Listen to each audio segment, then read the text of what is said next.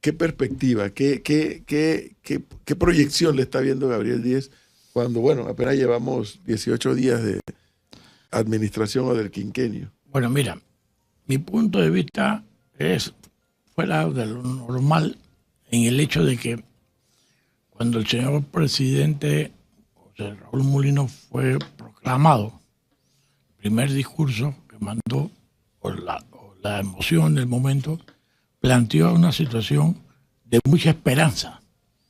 Y en este país a veces vivimos de la esperanza de que las cosas, después vienen las decepciones o no, pero la esperanza es lo que más cuenta.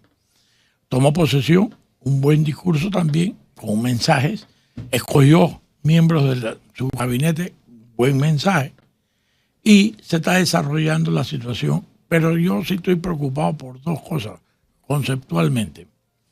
Y tú lo acabas de decir hace unos minutos antes. El mensaje que se recibió en las elecciones, yo no lo enfoco como esa forma de que subieron de 5 a 20.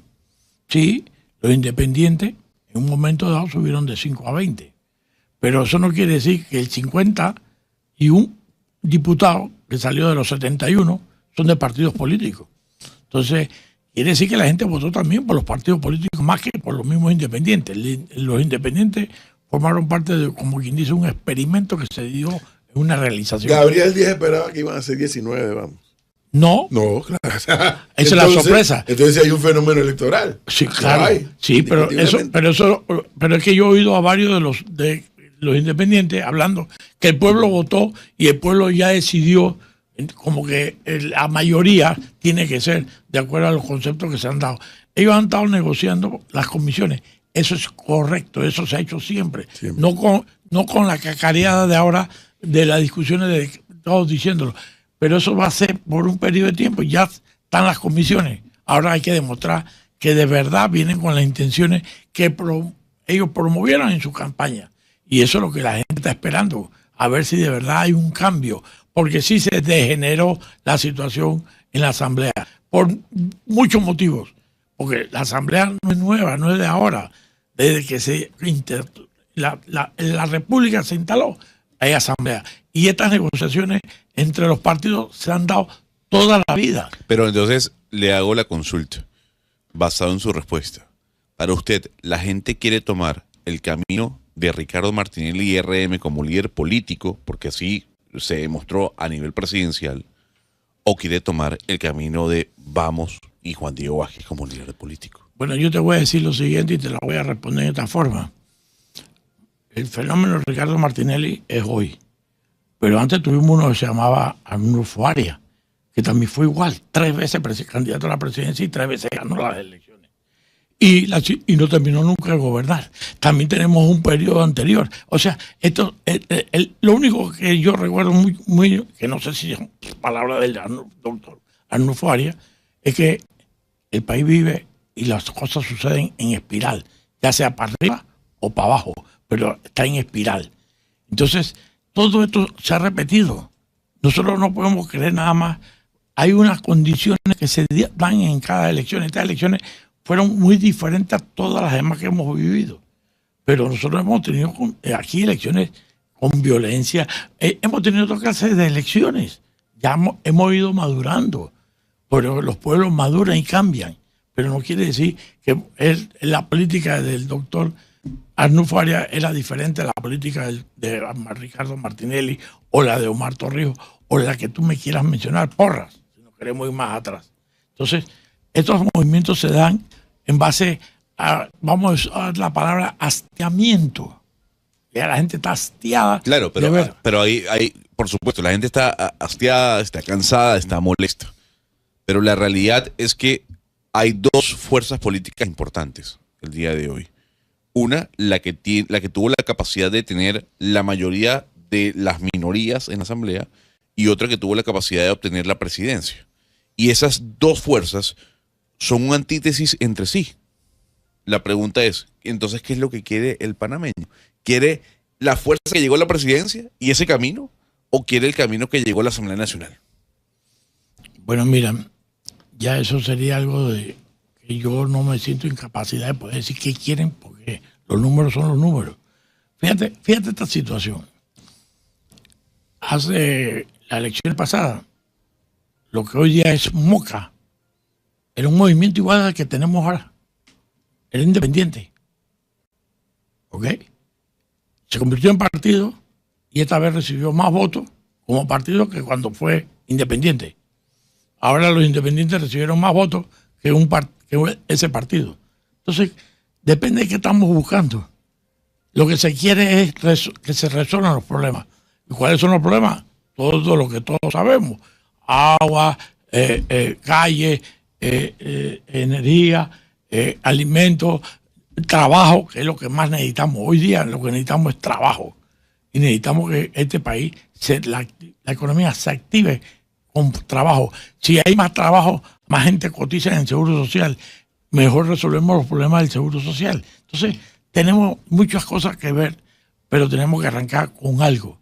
Y algo es, ya pasamos las elecciones. Ahora vamos a ver qué vamos a hacer de todos los problemas que tenemos, cómo lo vamos a ir llevando y cómo lo vamos a ir consensuando para que la gente entre en el carril que debe querer. Porque también hay una anarquía en la reacción de la gente. Se habla de la poca limpieza, pero si hubiese limpieza, ya no habría basura. Entonces, ¿qué es primero? ¿No tirar la basura o recoger la basura? Por lo que está viendo Gaby Díez en estos 18 días de gobierno que van de José Raúl Mulino y lo que se anunció en la transición, ¿qué espera de la actual administración? ¿Cree que esos pendientes que hay, esos problemas que hay en la actualidad se pueden llegar a resolver o se va encaminado a eso? Bueno, mira, todos al mismo tiempo, difícilmente no hay nadie que lo haga en ningún lado del mundo. Eso, así que no esperemos que ya o mañana la ciudad con una varita mágica está limpia, tienes agua en tu casa, tienes seguridad, tienes trabajo. Eso no puede ser. Pero tenemos que ir viendo las prioridades. Y da la gran casualidad que esto es como una cadena, en la economía se ve como una cadena. Cada eslabón tiene que agarrar al otro para poder entonces hacer una cadena y tener la fuerza de una cadena. Un eslabón no hace una cadena. Entonces, tenemos que ir viendo cómo se puede. Hay cosas que se pueden trabajar paralelamente, pero hay otras que tienen que ser en base a la reacción que va a tener la gente cuando se estén haciendo propuestas. ¿Cuáles son esas prioridades para Gaby Díez que debería enfocarse en primera instancia el gobierno de José Raúl Mulino? La primera es tratar de ver cómo paga todo lo que se debe al comercio, a la pequeña empresa y a todo, porque así pone el circulante a moverse. Desde el momento que hay circulante hay más ventas, hay más ingresos y hay más pago de impuestos. Entonces, lo importante sería pagar deuda. ¿Cómo? Bueno, ahí es parte de la creatividad que debe tener un gobierno. Pero esa creatividad, Gaby, pasa por pedir préstamo para pagar. No, señor. ¿Y dónde va a salir la plata? Bueno, pues ahí volvemos al punto. Si estás diciendo que estoy rompiendo botellas, todas esas botellas costaban plata. Pero, oye, si aquí habían 20 millones de dólares al año, son 20 millones que tú puedes pagar a todas las pequeñas empresas que le debe el gobierno y vas resolviendo problemas. Hay muchas cosas que se pueden hacer. No hay que pedir más préstamos. Son 1,000 y pico de millones de dólares. Eso es lo que está en línea, pero eso no ha salido ni se ha desembolsado. Pero el Banco Interamericano de Desarrollo dice que que la reducción de la planilla no aporta absolutamente nada al Producto Interno Bruto. A la magnitud del problema. No, el BID en un informe presentado previo a la asamblea, a las elecciones, le dijo a cada uno de los candidatos: si ustedes reducen el 10% de la planilla estatal, que es mucho, el aporte que eso le va a dar al Producto Interno Bruto en cuanto a platica recogida es el 0.05%, nada. Pero hay más gastos que se pueden ir reduciendo y eso es parte de lo que tiene que ver. Hay 1,000 y tantos millones de dólares que le debe el Estado panameño a la empresa privada panameña. Señor, correcto. Cuando tú tienes esa cantidad, voy a ponértelo en tu persona. Tú debes 100 dólares, pero a uno le debes 3, al otro le debes 10, al otro le debes 30. Tú no le pagas los 30 que tienes ahora a uno solo y los demás siguen debiendo. Tú le das a todos algo y vas moviendo la economía en tu persona, lo que de acuerdo a tu capacidad de ingreso. Entonces, hay que saber cómo distribuir. Esto es un problema de cómo manejas tu flujo de efectivo, tu flujo de caja en las deudas que tienes y vas moviéndote. Tienes que comenzar a hacer algo. Lo importante es mover la economía. Cuando la economía comienza a rodar, esto se comienza a ir metiendo en el carril. Esto no es un problema que se resuelve con una varita mágica, como te acabo de decir. Claro, pero ahí, fíjese que yo soy partidario y se lo he dicho al profesor y ha sido un debate interesante. Nos vamos a tener que apretar el cinturón. Por supuesto, si eso Entonces, ¿usted estaría a favor de una reforma tributaria? ¿Por qué tienes que llegar a la reforma tributaria comenzando? ¿Tú crees que con eso resuelve el problema? No lo vas a resolver. Si no tienes cómo pagar, si las empresas no tienen ganancias, ¿qué haces cobrando más impuestos si no hay cómo? Es que ahí viene, hay un tema de comunicación frente a lo que significa una reforma. No tengo que subir impuestos. Puedo eliminar excepciones fiscales que me generan plata. Eso es una reforma tributaria. Perfecto. Entonces, por eso tienes que comenzar a ver qué vas a hacer, cómo lo vas a vender y cómo la gente lo va a aceptar. Es más, hay muchas cosas aquí que se van como subsidios que no debieran existir porque era por una temporalidad, pero se ha puesto vitalicio. Entonces, esos son los puntos que hay que ver cómo lo vas a resolver. Aquí se subsidia al que produce poco, no al que más produce para hacerlo producir más. No, los costos siguen altos porque se produce poco, pero se paga la diferencia. O sea, ¿usted estaría de acuerdo en la eliminación de algunas excepciones fiscales para la empresa privada? Pues claro, sí, es que definitivamente los subsidios no tienen que ser a nivel de empresa solamente, ni al nivel popular. Los subsidios tienen que tener su justificación. ¿Cuándo tú das un subsidio? Cuando ves que la persona no puede salir adelante. Y eso tienes que verlo, tienes que reformularlo, tienes que eliminarlo. Aquí tenemos un asunto muy importante. Cuando se arrancó los 65 a los 120 a los 65, eso tenía una función. Ya se degeneró, eso hay que volverlo a retomar, a reformular. Porque eso era para las personas que nunca en su vida habían pagado seguro social y tenían la edad, y era a nivel del área campesina e indígena. Bueno, pues eso ya no se está haciendo así. Ahora cualquiera tiene. Es más, un conductor de taxi que no paga seguro social y que gana $1,000 al mes, entonces ¿qué resulta? Primero tú tienes que decirle, tienes que pagar seguro social e impuestos. No lo paga. Y esa persona a los 65 queda con 120. Califica. Eso no puede ser. Entonces, esas son las cosas que tenemos que ver, pero se tienen que tomar en cuenta en un proceso que tiene que analizarse y de la lista de subsidios vigentes que hay, el caso del tanquecito de gas, el caso del pasaje del metro, el caso del pasaje del metrobús y demás, de los que se le viene a la cabeza a Gaby Díez, ¿cuáles debería revisarse? Todos los que mencionaste. Te voy a explicar por qué. Ajá. Vamos a hablar del subsidio del metro. Ajá. Estamos felices usando el metro y hay 200.000 personas que usan la línea 1 del metro todos los días. O 300.000 personas. Pero todos ellos están conscientes que eso que se está pagando no va a cubrir, porque ya esos trenes tienen 100.000 kilómetros, 200.000 kilómetros, 1.000.000 de kilómetros, y hay que reponerlo. ¿Con qué se va a reponer si no se ha podido hacer la reserva necesaria? Y no hay ningún metro que no esté subsidiado en ningún país del mundo. Óyeme bien, yo no he dicho eso. Lo que pasa es que la brecha no puede ser tan grande. Tú tienes que tener lo que permita en un momento dado. El tanquecito de gas lo mencionaste. Bien, pues, ¿a quién subsidia el tanque de gas? A todo el que compra uno. Eso tampoco puede ser. Entonces, ¿tú por qué vas a tener subsidios de tanque de gas para usar un agua caliente, un calentador de agua, o vas a tener para un negocio tuyo de una fonda o de una cafetería, o para una lavandería? Absurdo. Entonces, eso no puede ser. Entonces, ese subsidio, ¿cuántos años tiene ya? Ya ese subsidio tiene 30 y pico años. ¿Hasta cuándo va a ser? Eso tenía una eventualidad cuando queríamos cambiar la leña por gas.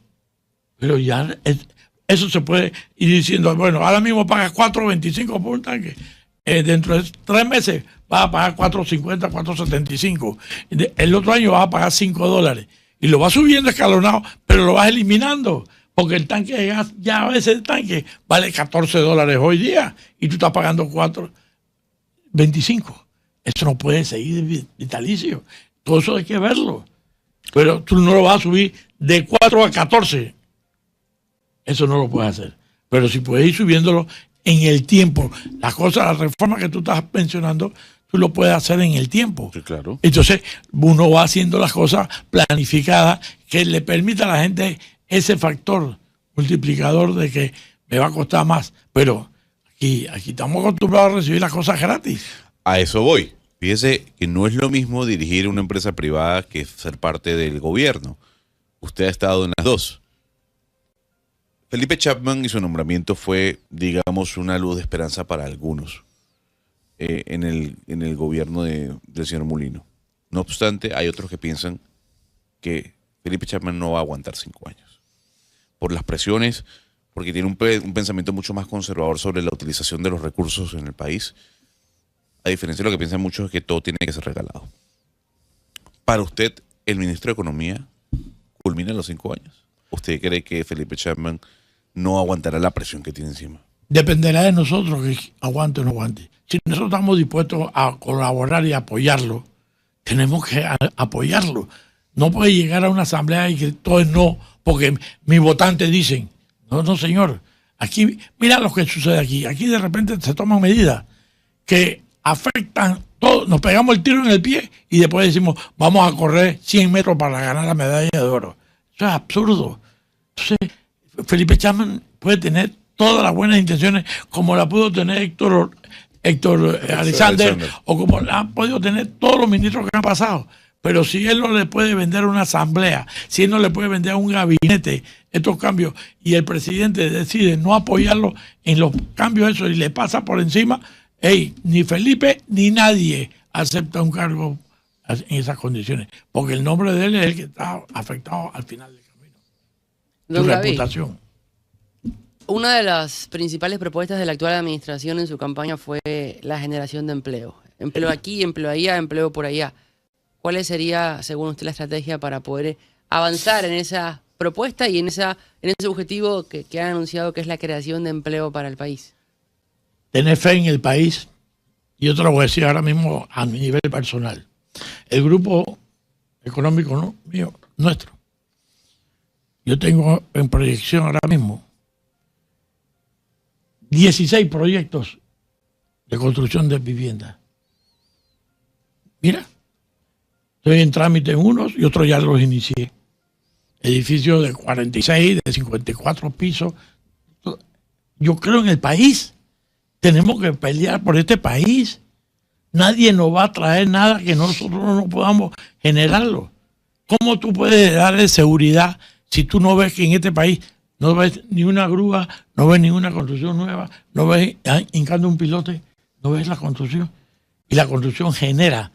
Yo te voy a decir más o menos, en todos esos proyectos, yo calculo que de aquí a un año, año y medio, yo de 3.800, 4.000 empleos estoy generando directo, yo, el grupo nuestro.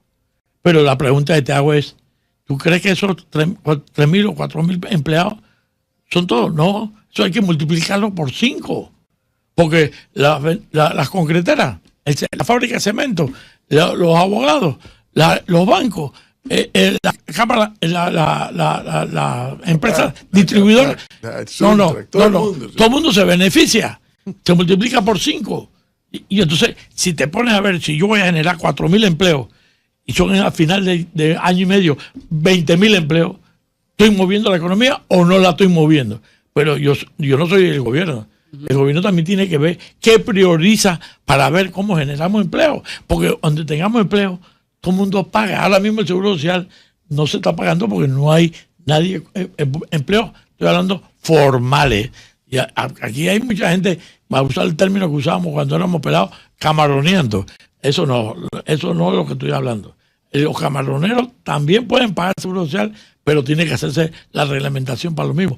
Tampoco podemos tener un Seguro Social que si tú llegas a pagar un Seguro Social sea tan difícil que tú decides no pagarlo, porque tampoco puede ser así. Entonces hay que ver cómo se dan las facilidades para que podamos acabar con esa informalidad y puedan ser parte de la formalidad y podamos tener un Seguro Social vigoroso.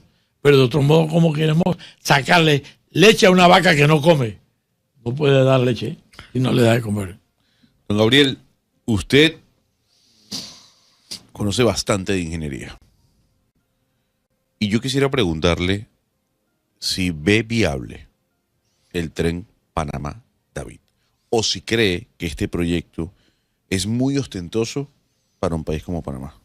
Bueno, mira, lo primero, para poder darte esa respuesta, voy a hacer dos cosas, la voy a dividir en dos.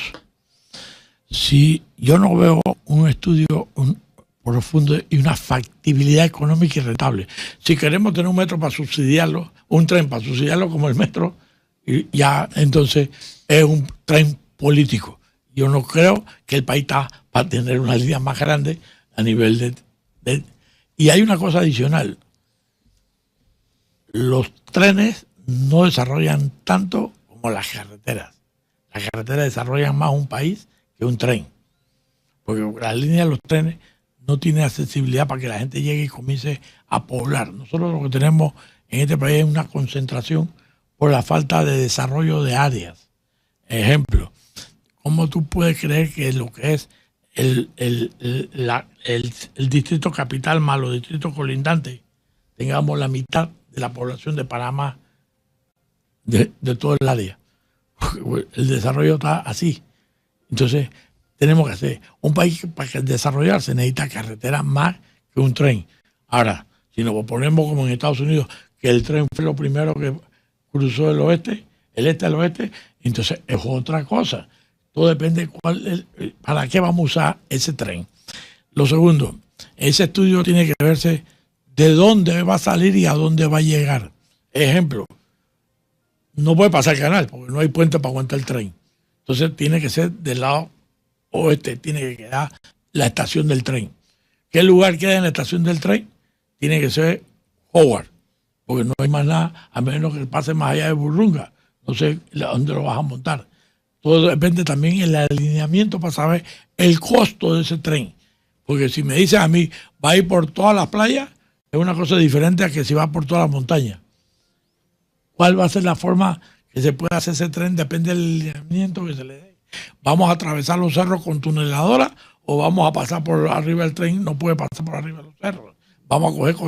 O sea, ¿qué largo va a tener el tren? O sea, hay que hacer un estudio muy profundo para saber. Claro, esta idea no es nueva también, ¿eh? Yo me recuerdo en la época de que Juan Materno Vázquez era ministro de gobierno. Él habló del tren de Panamá, David, en aquella época. Y eso es antes de recién el golpe de Estado del 68. ¿Y Edwin lo puede recordar? ¿O no, Edwin? No, ¿qué? Como tú vas a decir, ¿no te acuerdas de Juan Materno? ¿Cómo no me voy a acordar de Juan Materno Vázquez, por amor a Dios? Bueno, pues entonces, ¿y él habló del tren o no? Sí, entonces, esta cosa... Esta no es la primera vez que se habla de eso. Claro que no. Pero la factibilidad es lo necesario saber. Si el tren nos va a costar 10.000 millones y vamos a sacar en la operación de él, a cabo de 30 años, $100 millones, eso no es un tren factible. Ahora hay que ver todas las funciones sociales que puede tener el tren.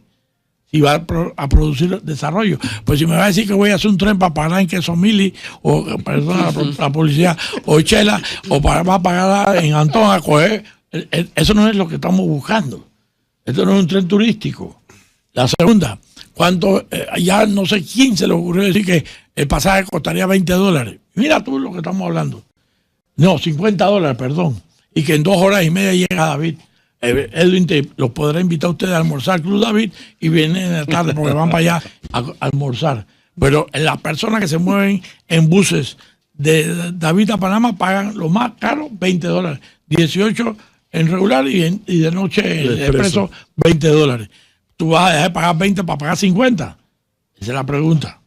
¿O vas a bajar el tren a 20? Digo, todo eso, ¿qué vas a hacer con todas esas inversiones de los buses que están, la cantidad de buses, 40, 30 buses esos que viajan todos de David a Panamá? Eso lo vas a eliminar. O vamos a tener las dos alternativas. Digo, hay muchas cosas que para poder tomar una decisión. Ahora, la ilusión, si no fuera por la ilusión no hubiera existido Walt Disney. Ahora, siguiendo la misma línea de proyectos y anuncios, ¿cuál es su opinión del corredor del Caribe suspendido hace unas semanas de la carretera? Te lo voy a poner con otra respuesta. El ensanche de la Omar Torrijos frente a Clayton, los árboles se tumbaron, lo paró la corte y ahí están tumbados los árboles y no se hizo la carretera. Y se sigue perjudicando todo el que viene de Arreján Chorrera para llegar a Panamá a trabajar. Fíjate, esas son las medidas que se toman que a veces son absurdas, pero bueno, pues, si tenemos que basarnos en la ley, pues. Y la ley a veces se toma, pero ya los palos están en el suelo, no han retornado, no van a retoñar, ningún palo va a retoñar, pero no hay carretera tampoco. Entonces, las medidas tarde afectan más que si se toman en el momento. Si lo hubieran parado cuando estaba comenzando el proceso, mira, ya algo de las dos cosas tendríamos. O tendríamos la carretera o tendríamos los árboles. Ahora, la pregunta que yo te hago es, ¿no se puede desarrollar con conservación? ¿No podemos hacer desarrollo? Dice que no. Él dice que no. ¿Tú dices que no? ¿Por qué? ¿Cómo así que no digo qué cosa? Que no puede haber desarrollo con conservación. Yo. ¿Cómo era el asunto? No.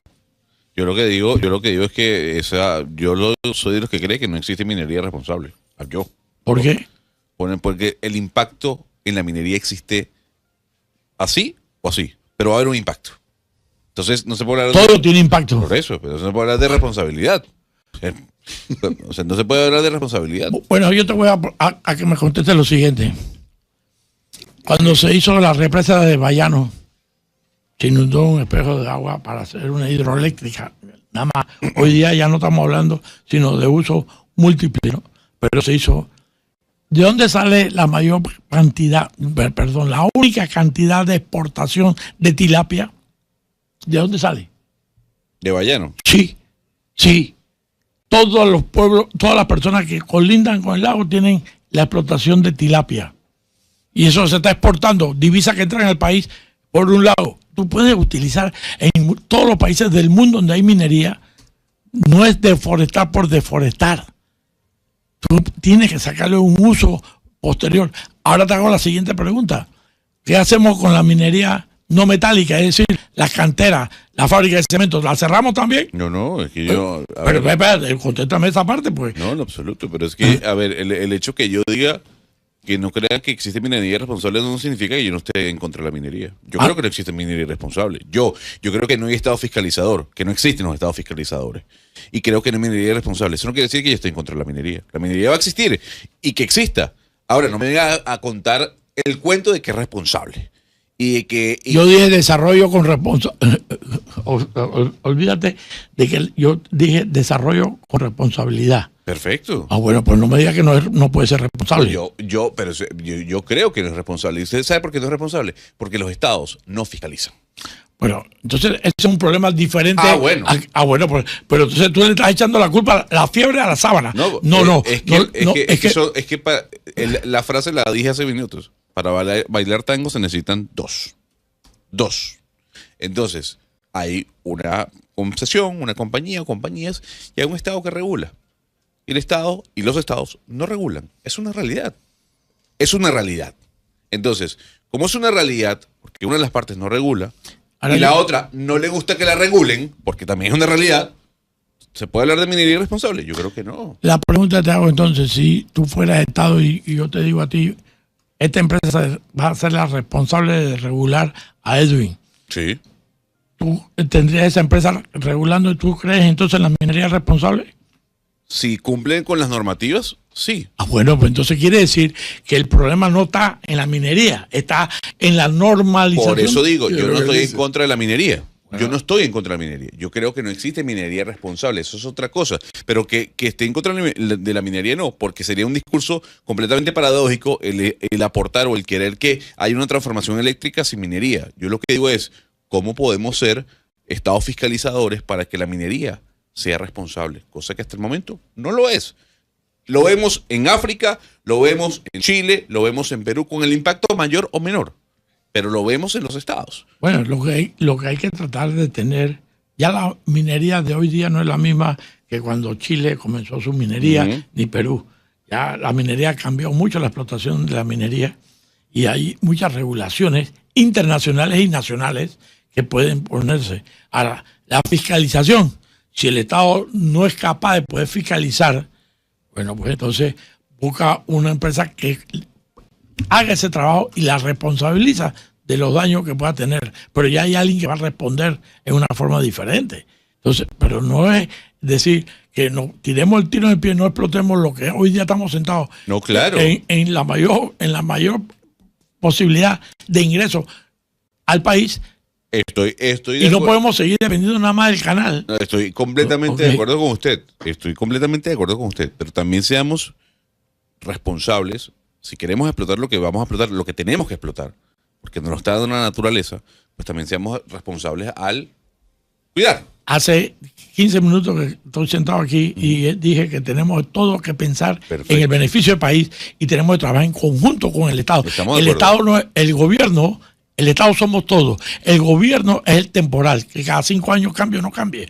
Pero el gobierno tiene que trabajar con el sector privado y la población para lograr el mayor beneficio colectivo. Yo tengo una pregunta antes de la del compañero Leonardo, y previo al debate la tenía, es ¿qué consejo le da al alcalde de Panamá, Mayer Misrachi, en temas ligados a ingeniería, infraestructura? Porque vemos que hay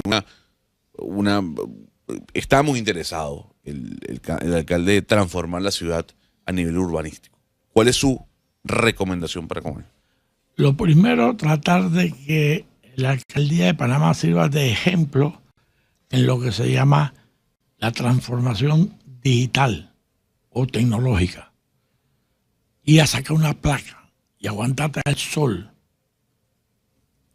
1 hora y media es absurdo. Y después que pagas la placa, que te van a dar la lata, te dicen que tienes que regresar por el sticker que no lo tienes. Y tienes que aguantar otra 1 hora y media y buscar un estacionamiento y pagar 6 centavos por minuto mientras estás formando fila para eso. Eso es absurdo. Eso es una forma fácil. En ingeniería, todos los trámites se hagan dentro de la ley, pero en una forma eficiente.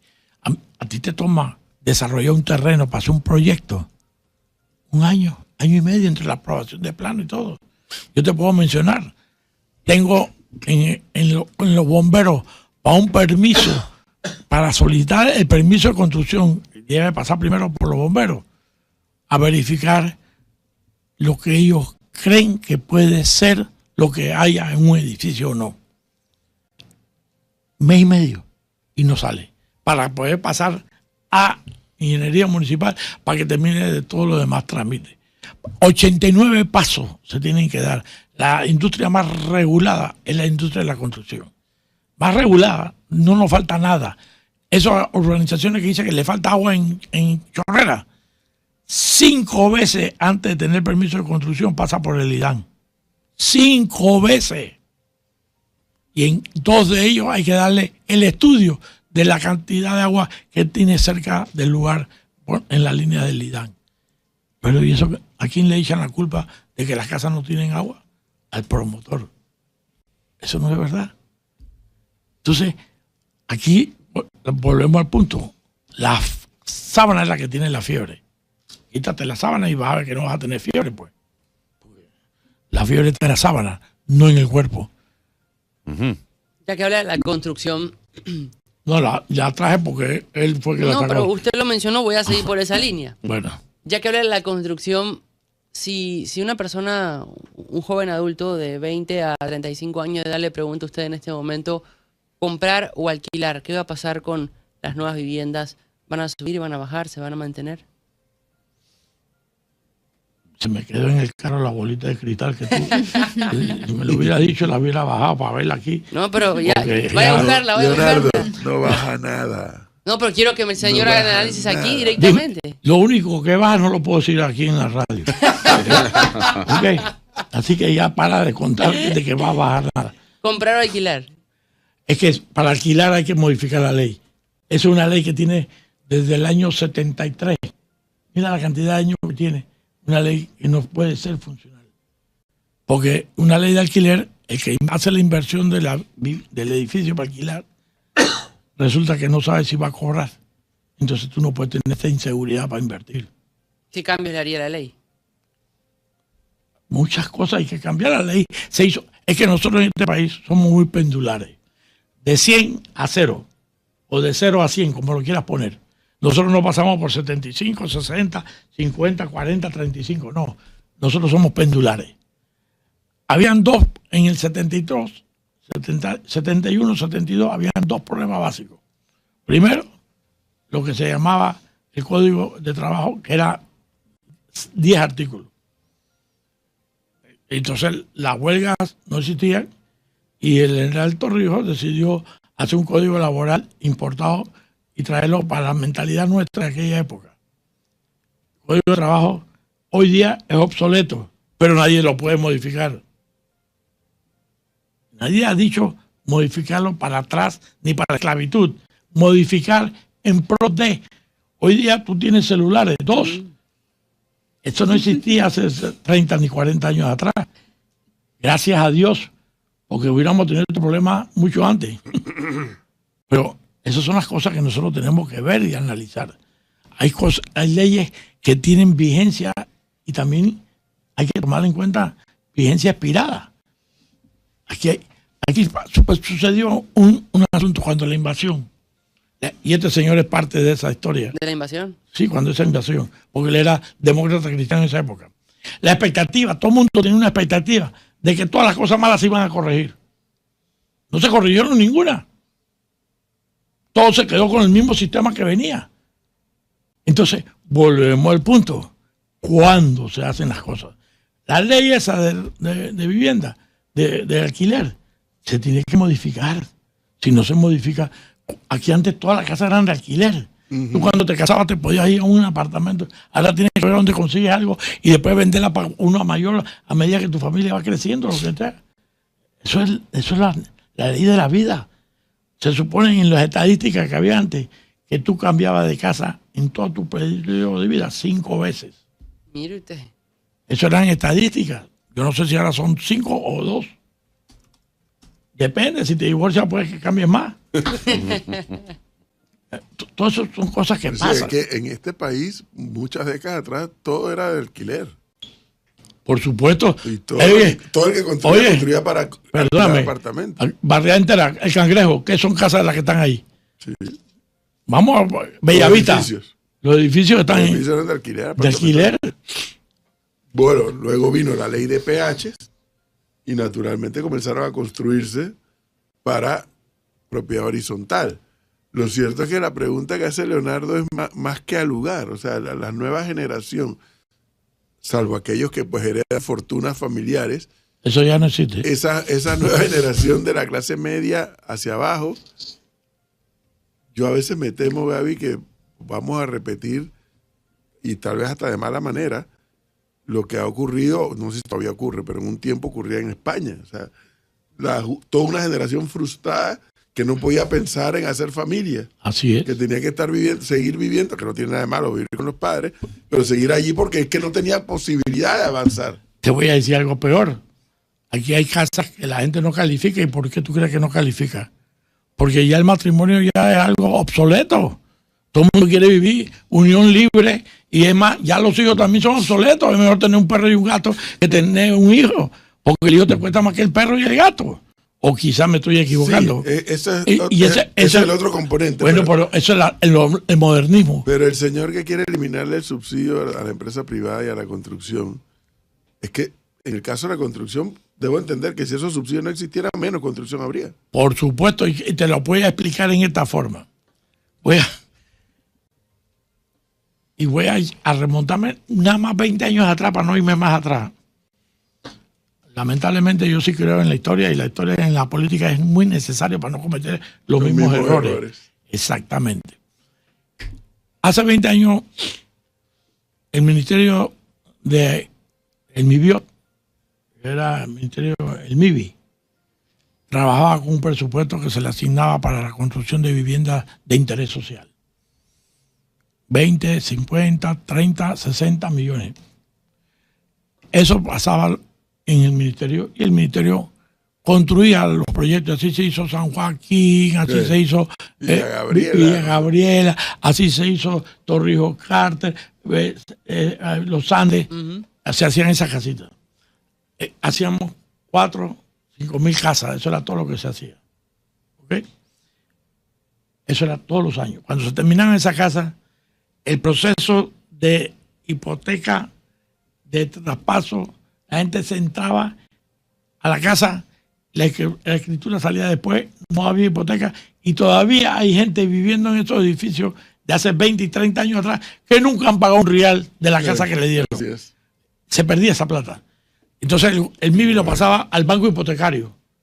El banco hipotecario es como el Puma, dueño de todo, dueño de nada. Entonces lo tenía ahí directamente el banco hipotecario.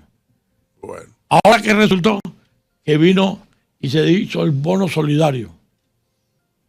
Bono solidario trajo como consecuencia que se hacen 25.000 casas de 80.000 para abajo. Hay audio. Siga. Entonces, ¿qué pasa? Se hacen eso supuestamente, pero ahora en el presupuesto, como eran 40, 20, 40 y 60 millones, para poder pagar esos $10.000 de subsidio, ya no se están pagando. El programa por inanición se ha parado. Hay que buscar mecanismos de cambiar esa figura o buscar, pero Bien. Don Gaby Díez, tenemos que hacer puntos suspensivos